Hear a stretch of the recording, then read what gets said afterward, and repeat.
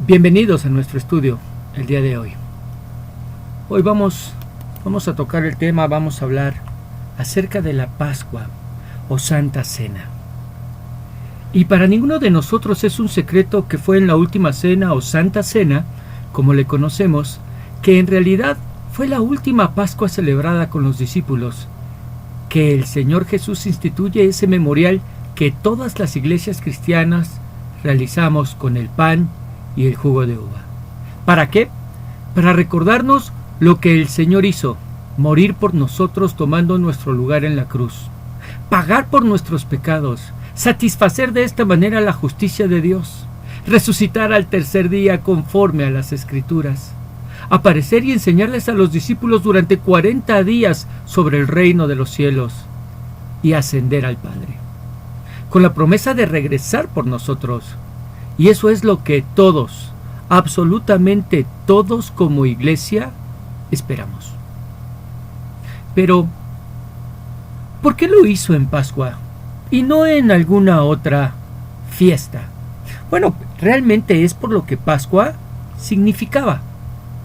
Pascua es un término derivado del hebreo Pesach, que significa pasar de. Y fue esa celebración que llevaron a cabo los judíos para ser protegidos de la última plaga que azotaría a Egipto. Si mal no recordemos, es la plaga conocida como la muerte de los primogénitos. ¿Qué pasaría?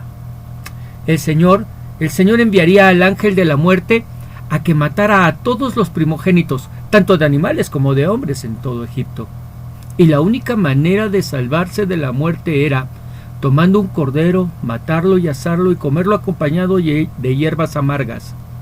Separar la sangre y con ella marcar los dinteles, los marcos de las puertas, para que sirvieran como señal, y que el ángel al verla pasara de largo y no afectara a ninguno de los que estuvieran bajo dicha señal.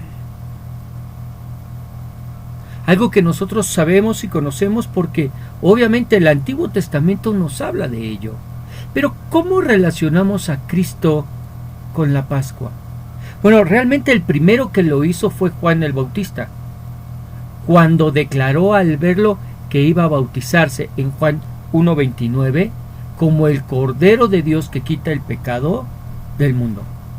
Juan 1:29 dice: el siguiente día vio Juan a Jesús que venía a él y dijo: he aquí el Cordero de Dios que quita el pecado del mundo.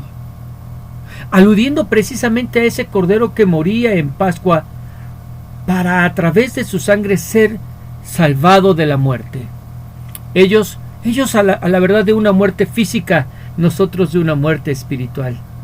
Pero ahora la Escritura nos declara que es a través de la sangre derramada del Señor en la cruz que nuestros pecados son perdonados. Efesios 1:6 dice: de manera que alabamos a Dios por la abundante gracia que derramó sobre nosotros, los que pertenecemos a su Hijo amado. Dios es tan rico en gracia y bondad que compró nuestra libertad con la sangre de su Hijo y perdonó nuestros pecados. Compró con su sangre preciosa nuestra libertad, pero también perdonó nuestros pecados. Así que el primero que relaciona al Señor Jesucristo con la Pascua fue Juan el Bautista. Pero Cristo mismo se relacionó con esa Pascua cuando instituyó la Santa Cena. Él dijo, Lucas capítulo 22 verso 19, leeremos a partir del 15, y les dijo: cuánto he deseado comer con vosotros esta Pascua antes que padezca, porque os digo que no la comeré más hasta que se cumpla en el reino de Dios. Y habiendo tomado la copa, dio gracias y dijo: tomad esto y repartidlo entre vosotros, porque os digo que no beberé más del fruto de la vid hasta que el reino de Dios venga. Y tomó el pan y dio gracias y lo partió y les dio diciendo: esto es mi cuerpo que por vosotros es dado. Haced esto en memoria de mí. De igual manera, después que hubo cenado, tomó la copa diciendo: esta copa es el nuevo pacto en mi sangre, que por vosotros es derramada. Justo cuando están celebrando Pascua es que el Señor instituye precisamente lo que nosotros conocemos como Santa Cena. Y Él nos pide que todo esto lo hagamos en memoria de Él, pues Él se estaba viendo relacionado, identificado con ese cordero que vendría a inmolarnos, que vendría a quitar el pecado de en medio de este mundo, a pagar por nosotros y a satisfacer la justicia de Dios.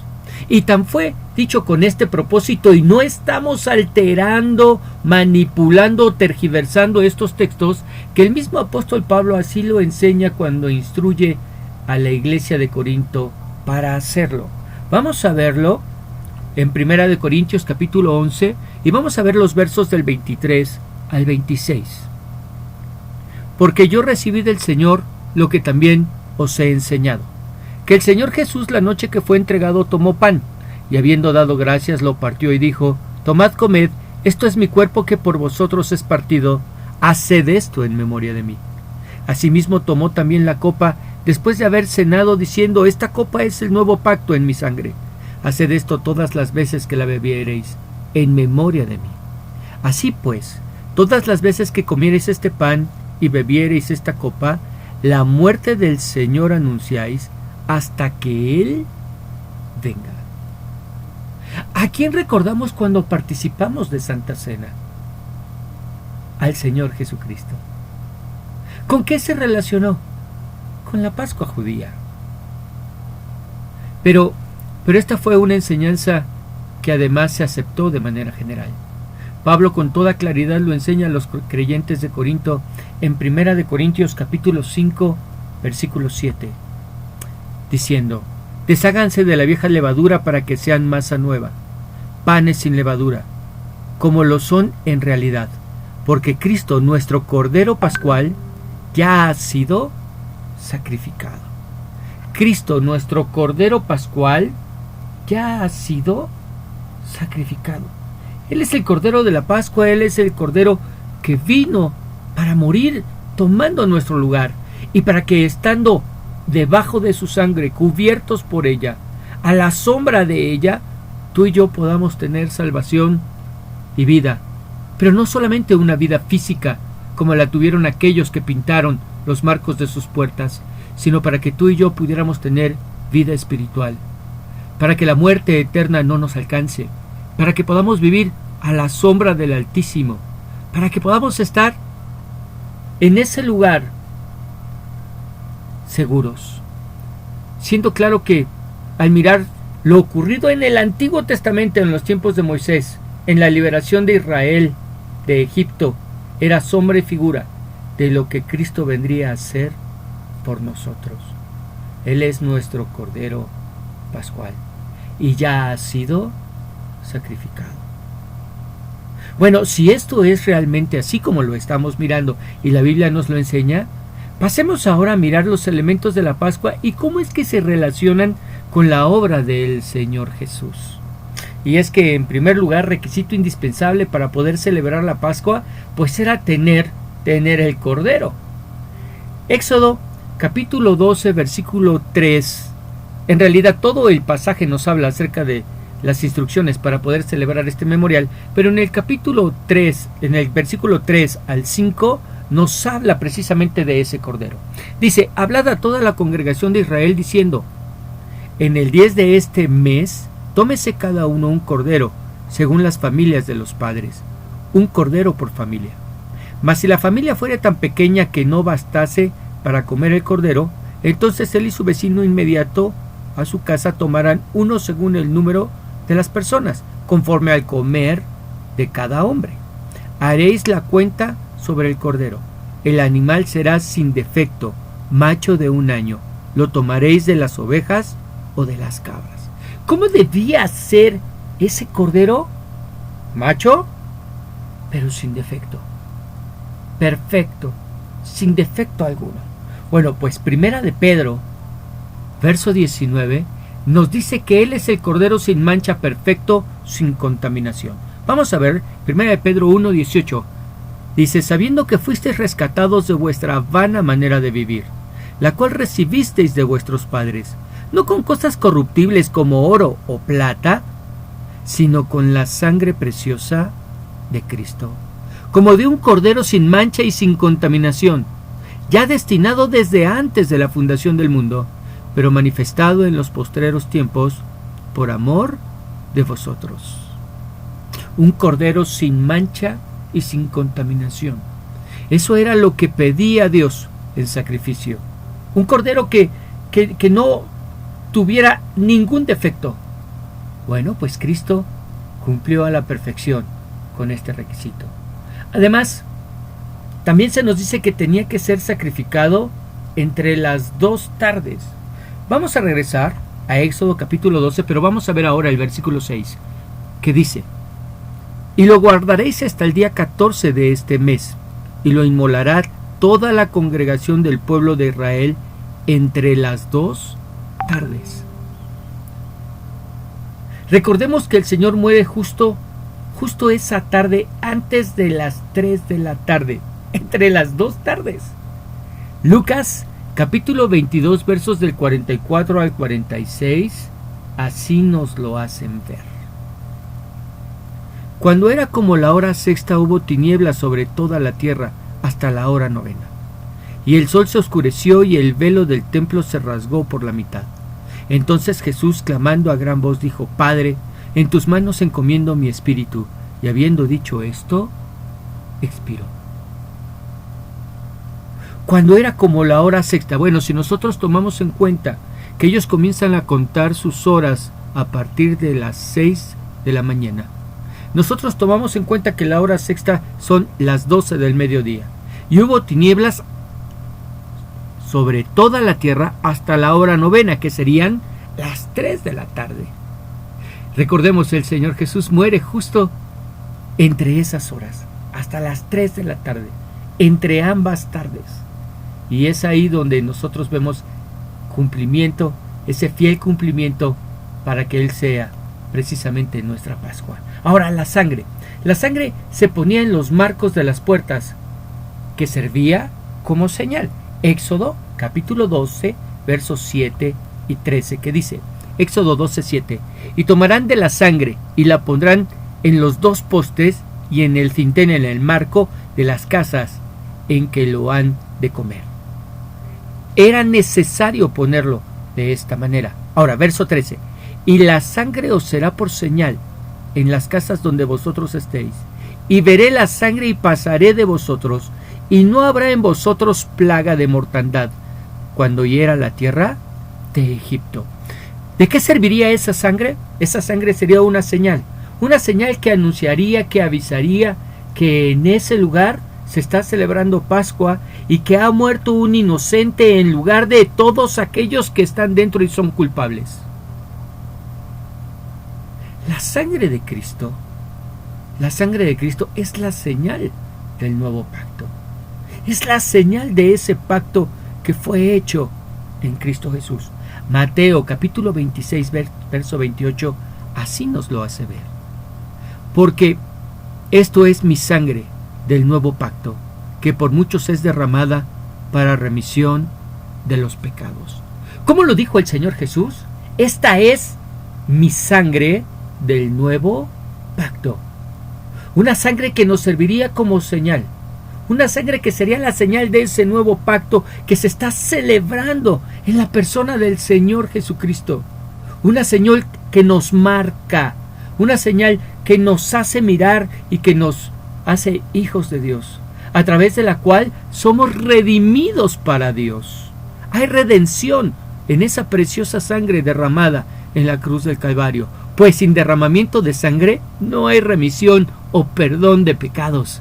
Eso ya lo sabemos. Pero además Apocalipsis 5:9 nos lo dice, y es bien significativo que podamos leerlo en el libro de Apocalipsis, porque estamos hablando de un libro que nos habla del final de los tiempos y nos está hablando de una escena que se está celebrando no aquí en la tierra, sino allá en los cielos. Una escena que nos habla de cómo es que fuimos redimidos redimidos de en medio de este mundo, perdonados nuestros pecados, por medio de la señal de ese nuevo pacto que es la sangre de Jesucristo, la cual es sobre nosotros y sobre nuestras vidas, y que nos hace mirar las cosas de manera completamente diferente, pues ahora somos hijos de Dios, porque hemos sido adoptados por ese lavamiento en la sangre del Señor Jesucristo que hubo de nuestros pecados, esa adopción que nosotros pudimos tener en la persona del Señor Jesús para ser considerados miembros de su familia. Apocalipsis 5:9 dice: y cantaban un nuevo cántico diciendo: digno eres de tomar el libro y de abrir sus sellos, porque tú fuiste inmolado y con tu sangre nos has redimido para Dios de todo linaje y lengua y pueblo y nación. Y con tu sangre nos has redimido para Dios. Oh Señor. Así que es tu sangre la señal del nuevo pacto, pero también es el medio a través del cual nosotros somos redimidos para el Padre. Pero además con ella fuimos rociados. Vamos a verlo, 1 de Pedro capítulo 1 versículo 2. Elegidos según la presciencia de Dios, habla de nosotros, de quienes, de los elegidos. Elegidos como, según la presciencia, el conocimiento anticipado de Dios, el Padre, en santificación del Espíritu, para obedecer y ser rociados con la sangre de Jesucristo. Gracia y paz os sean multiplicadas. ¿Cómo fuimos? Fuimos rociados con la sangre de Jesucristo. Un acto que fue hecho una sola vez y para siempre. La sangre de Cristo nos cubre. La sangre de Cristo tiene poder. La sangre de Cristo nos ha rociado, y gracias a ese rozamiento, o que fuimos rociados con esa sangre, es que ahora tú y yo recibimos ese perdón de pecados. Ahora somos guardados y protegidos del pecado, de las consecuencias del pecado, por esa preciosa sangre con la cual fuimos rociados. ¿Se hará necesario que seamos rociados una y otra y otra y otra vez? Claro que no. La palabra declara que una vez y para siempre fue necesario ese sacrificio, y que ahora el Señor se encuentra sentado en los lugares celestiales. Ahora está ahí. Ya no hay más sacrificio por hacer. Fue suficiente su sacrificio en la cruz, y su sangre con la cual hemos sido rociados es la sangre que nos guarda y nos protege hasta el día de hoy. Gracia y paz os sean multiplicadas. Así que, de la misma manera que ellos utilizaban esa sangre como señal, la sangre de Cristo es la señal de este nuevo pacto. ¿Qué se hacía con la carne? Bueno, en cuarto lugar, la carne se asaba, los panes eran sin levadura y se acompañaban con hierbas amargas. Eso lo tenemos en Éxodo capítulo 12, versículo 8. Veamos. Éxodo 12:8. Y aquella noche comerán la carne asada al fuego y panes sin levadura, con hierbas amargas lo comerán.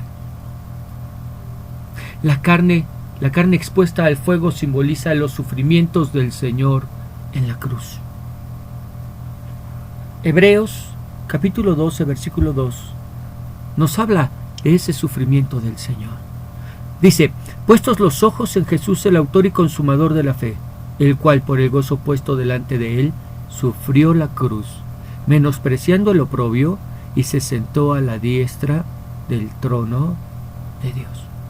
Sufrió la cruz, y ya no fue necesario que la volviera a sufrir una vez y para siempre. Solamente un sacrificio, solamente una vez fue necesario que su sangre fuera derramada, y después se sentó a la diestra del trono de Dios. Ya no hay más sacrificio por hacer, pero sufrió la cruz, de tal manera que esa carne que se asaba simbolizaba y era sombra y figura de los sufrimientos del Señor Jesús en la cruz. Los panes sin levadura nos hablan de la ausencia del pecado que en él había. Primera de Pedro, capítulo 1, verso 19 nos dice: sino con la sangre preciosa de Cristo, como de un cordero sin mancha y sin contaminación. Sin mancha y sin contaminación, con ausencia de pecado en él. Era pan sin levadura, pan que descendió del cielo. Yo soy el pan de vida. ¡Wow! ¡Qué declaración tan hermosa la del Señor Jesús! Pero que nos habla precisamente de cómo todo lo que se hacía el día de Pascua era sombra y figura de lo que habría de venir en él. Pero también nos dice que no solamente la carne se asaba al fuego y los panes eran sin levadura, sino que todo esto se acompañaba de hierbas amargas. Y son estas hierbas amargas las que nos hablan de la amargura de la esclavitud. Ellos, a través de ellas, recordaban cómo habían sido esclavos 430 años. 430 años de sufrimiento, 430 años de ser sometidos bajo la dura servidumbre a la cual los egipcios los obligaban. En nuestro caso significa que éramos esclavos del pecado. Es la amargura de esa esclavitud al pecado, del haber vivido tanto tiempo, todos estos años, sin Dios, sin Cristo, sin esperanza, siendo esclavos de los deseos y de las pasiones que en nuestro cuerpo se manifestaban, sin poner freno a todas esas cosas. Romanos capítulo 6, versículo 20 nos dice: porque cuando erais esclavos del pecado, erais libres acerca de la justicia. ¿Cómo éramos? Esclavos del pecado. No éramos libres para decidir lo que nosotros queremos, como el diablo hace creer a todos aquellos que andan sin Dios. Porque hoy en día creemos que cuando yo puedo decidir, que cuando yo puedo hacer lo que yo quiera, lo que a mí me venga en gana, soy libre, pero en realidad no soy libre. Lo único que manifiesto es que soy esclavo, pues aquello que hago no es lo que yo quiero, sino aquello que mi cuerpo me obliga a hacer, que está sujeto, esclavo a las pasiones y a los deseos de este mundo. Una esclavitud de la que fui arrancado a través de la libertad que Cristo Jesús vino a traer a nuestras vidas. Señor, cuántas gracias tenemos que darte, Padre, porque podemos mirar a tu Hijo en medio de la Pascua, porque a ti te plació, a ti te complació mostrarlo de esa manera, Señor, a nuestras vidas. Pero ¿cuál era el requisito indispensable para poder participar de este memorial? Bueno, para los judíos era el estar en esa casa. No importaba si eran judíos o si eran egipcios, pues aquellos egipcios que creyeron a esta ordenanza dada por el Señor y transmitida a través de Moisés, todos aquellos que fueron y entraron a una casa marcada con la sangre, no murieron. No murieron. No fue exclusivo para los judíos. La invitación fue abierta a judíos y gentiles, de la misma manera que hoy en día ha sido hecho. Pero ahora que somos creyentes, ahora que somos cristianos, ¿cuál es el requisito indispensable para que dentro de nuestras iglesias tú y yo podamos participar de este memorial? Bueno, debe quedarnos claro que, en primer lugar, debemos ser creyentes, verdaderos cristianos, hijos de Dios, ya que el Señor lo enseñó en primer lugar a sus discípulos. Y es bien interesante que lo hace una vez que Judas había abandonado la habitación. Para que no nos quede duda de que solamente los que verdaderamente eran hijos de Dios, los traidores, no pueden participar. Los traidores como Judas no pueden participar. Los que no han sido redimidos por la sangre de Jesucristo, los que son hombres naturales, no pueden participar de este memorial. Vamos a Mateo capítulo 26, versos 21 al 26, para que veamos el desarrollo desde la perspectiva de Mateo de lo que fue la Pascua, esta última Pascua. Y después vamos a ir con Juan, porque él nos amplía lo que sucede y nos hace mirar cómo es que Judas sale antes de que Santa Cena sea instituida, porque él no tenía ni parte ni suerte con el Señor. Vamos a verlo. Mateo 26, 21. Dice, y mientras comían, dijo, de cierto os digo que uno de vosotros me va a entregar. Y entristecidos en gran manera comenzó cada uno de ellos a decirle, ¿soy yo, Señor? Entonces él respondiendo dijo, el que mete la mano conmigo en el plato, ese me va a entregar. A la verdad el Hijo del Hombre va, según está escrito de él, mas ay de aquel hombre por quien el Hijo del Hombre es entregado. Bueno le fuera a ese hombre no haber nacido. Entonces respondiendo Judas, el que le entregaba, dijo, ¿soy yo, maestro? Le dijo, tú lo has dicho. Y mientras comían, tomó Jesús el pan y bendijo, y lo partió y dio a sus discípulos y dijo, tomad, comed, esto es mi cuerpo. Muy bien, vamos a hacer una pausa aquí. Judas le pregunta, ¿soy yo, maestro? Le dijo, tú lo has dicho. Y después, verso 26, y mientras comían, y viene la institución de Santa Cena. Pareciera que no hay una pausa entre uno y otro. Bueno, vamos a verlo desde la perspectiva de Juan. Y él nos hace mirar lo que sucede en ese lapso de tiempo. Juan capítulo 13, versículo 21, dice, habiendo dicho Jesús esto, se conmovió en espíritu y declaró y dijo, de cierto os digo que uno de vosotros me va a entregar. Misma escena. Entonces los discípulos se miraban unos a otros dudando de quién hablaba. Y uno de sus discípulos, al cual Jesús amaba, estaba recostado al lado de Jesús. A este pues hizo señas Simón Pedro para que preguntase quién era aquel de quien hablaba.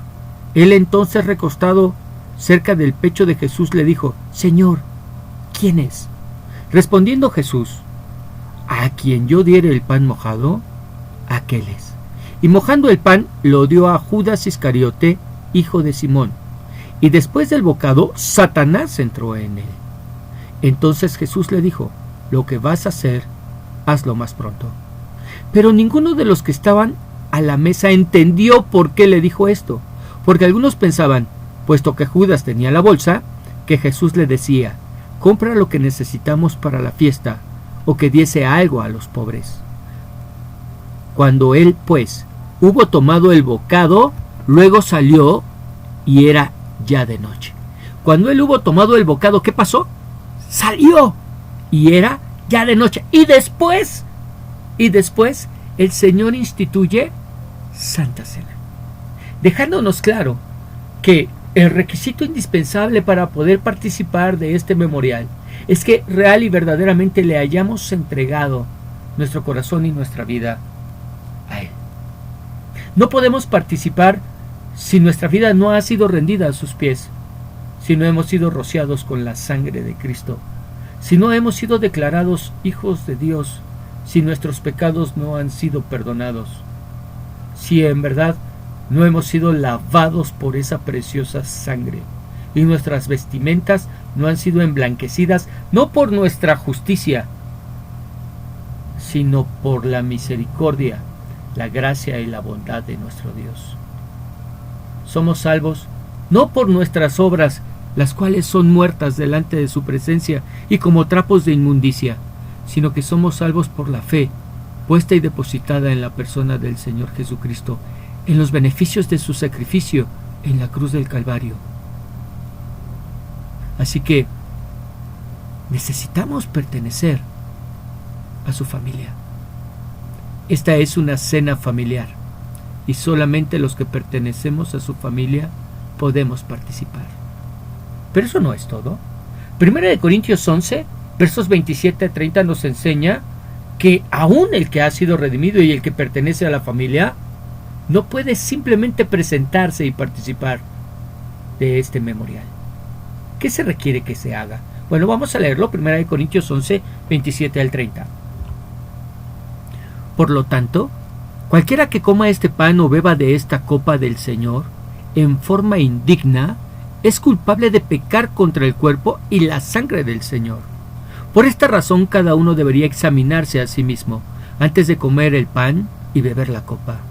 Pues si alguno come el pan y bebe de la copa sin honrar el cuerpo de Cristo, come y bebe del juicio de Dios sobre sí mismo. Esa es la razón por la que muchos de ustedes son débiles y están enfermos, y algunos incluso han muerto.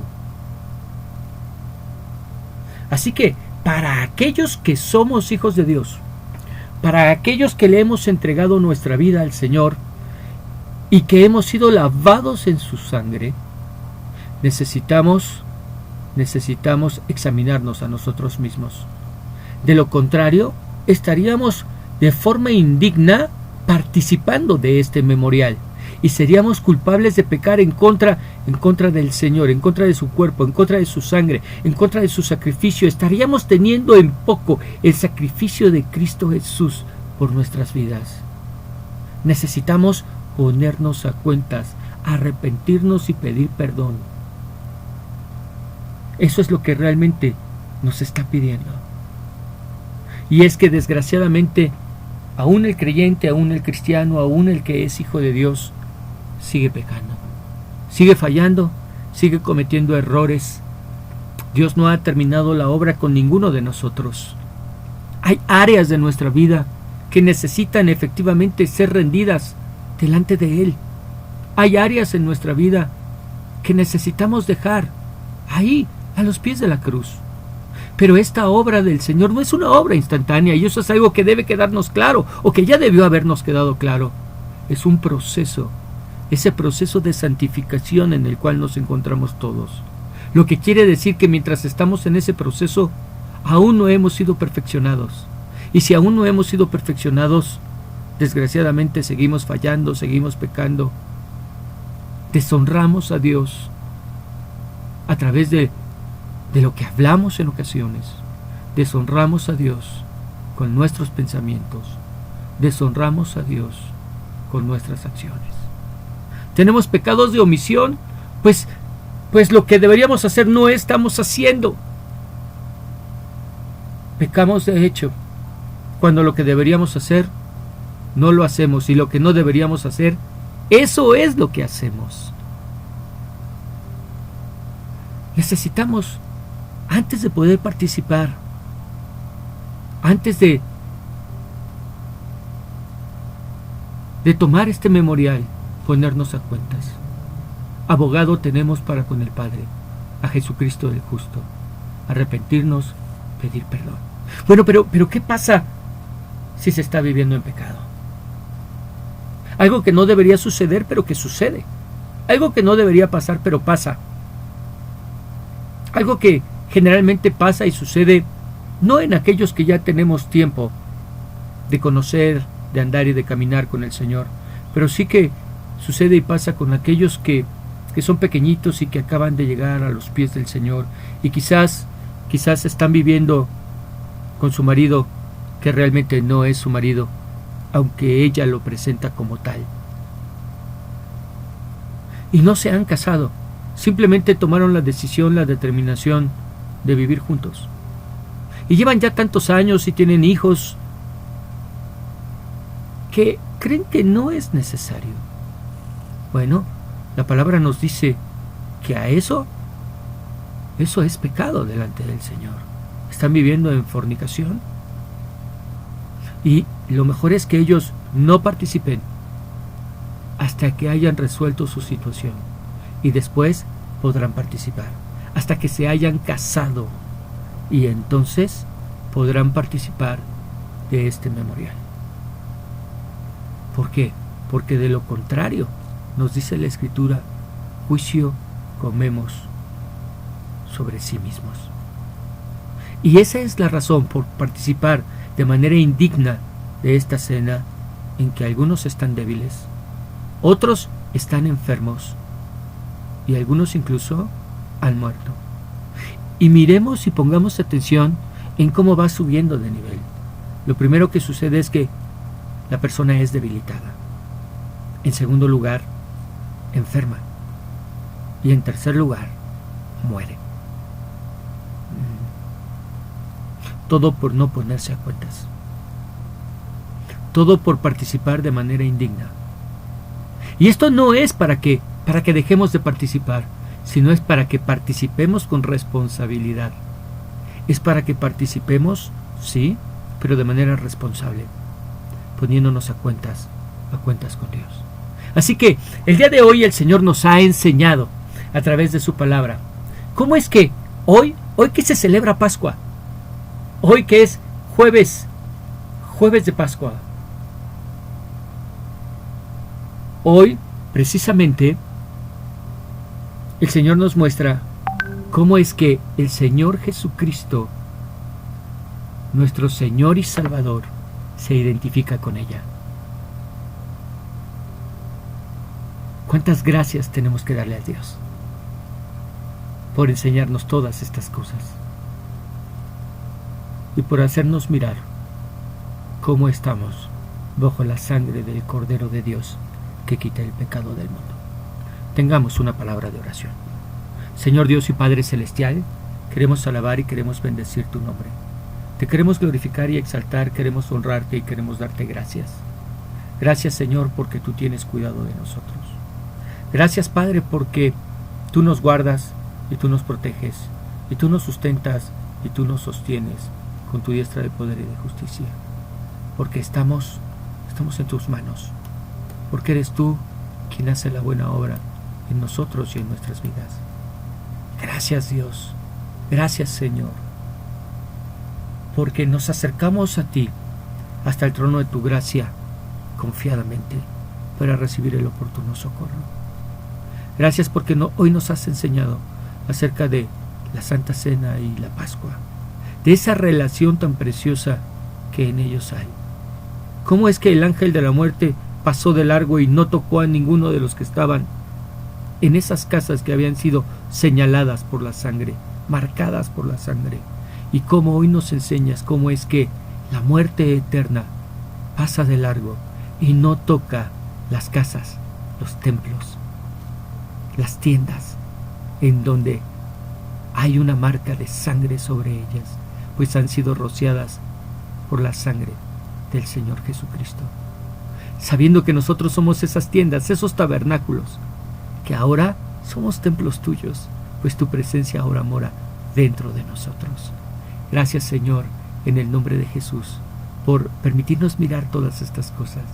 Gracias, Dios, porque tú eres nuestra Pascua, eres nuestro Cordero Pascual, eres el que quita el pecado de en medio de nuestras vidas, y ahora nos podemos acercar hasta tu presencia. Te damos gracias en el nombre de Jesús, Señor. Amén.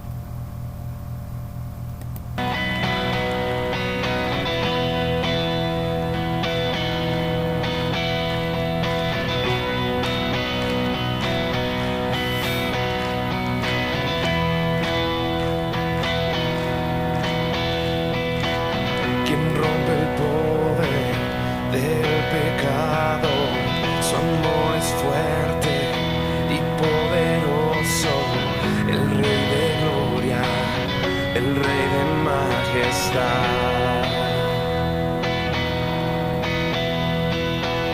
Conmueve el mundo con su estruendo y nos asombra con maravillas, el Rey de gloria, el Rey de majestad. Gracias sublimes, perfecto es su amor. Tomaste mi lugar, cargaste tú mi cruz. Tu vida diste ahí, y ahora libre soy. Jesús, te adoro por lo que hiciste en mí.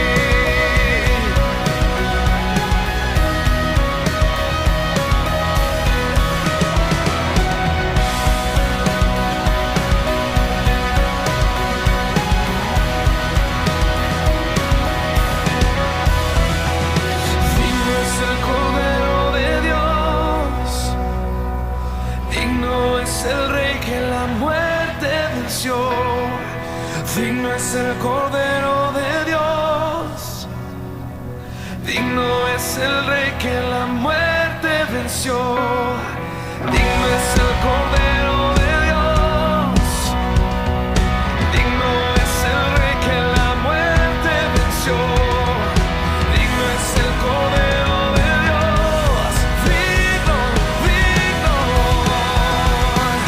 Gracias sublimes, perfecto es tu amor, tomaste mi lugar, cargaste tú mi cruz, tu vida diste ahí, y ahora libre soy.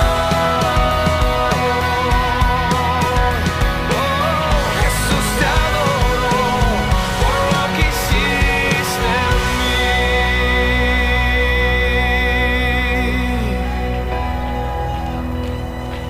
Gracias sublimes, perfecto es tu amor, tomaste mi lugar,